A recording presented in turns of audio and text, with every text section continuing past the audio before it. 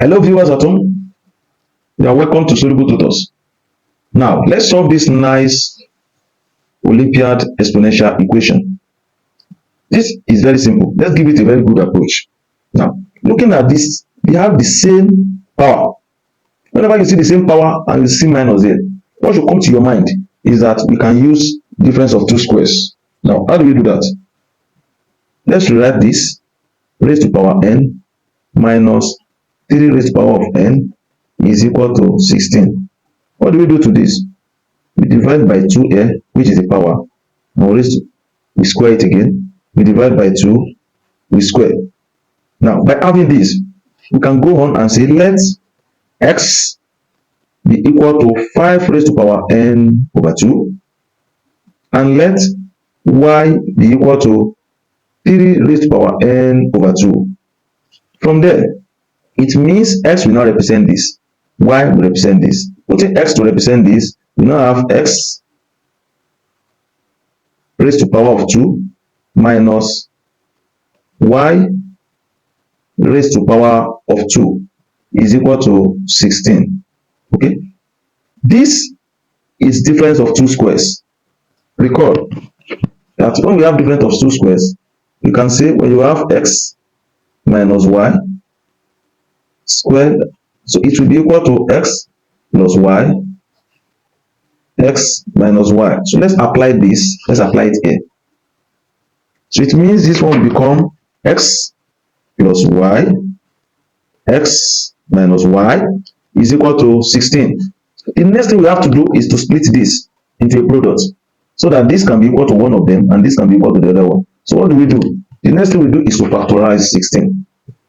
So 16 can give us 2 here, 16, 2 in 16, that's 8, 2 in 8, 4, 2 in 4, 2, 2 in 2, 1. Now, this 16 can be written as 8 times 2, because 2 times 2 times 2, that's 8, so 8 times 2.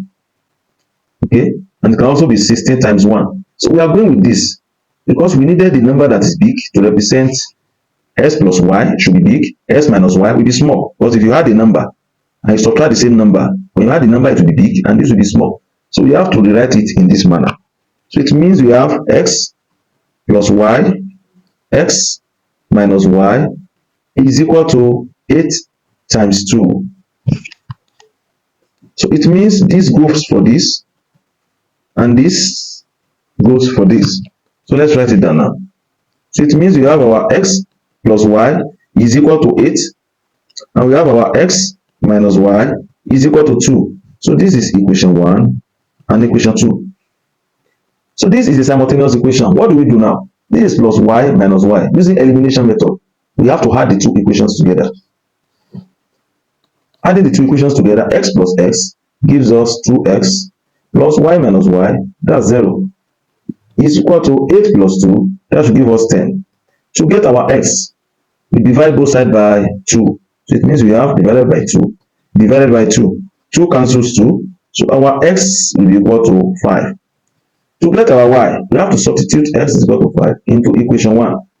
So it means we have 5 plus y is equal to 8. So make y the subject of the formula. It means you subtract 5 from both sides. So it means minus 5. Minus 5. This cancels this. Y is equal to 8 minus 5, that should be 3. So y is equal to 3 and x is equal to 5. But don't forget that we have said our x is equal to 5 raised power n over 2. Y is equal to 3 raised power n over 2. So let's try that here. Recall that our x is equal to 5 raised power n over 2.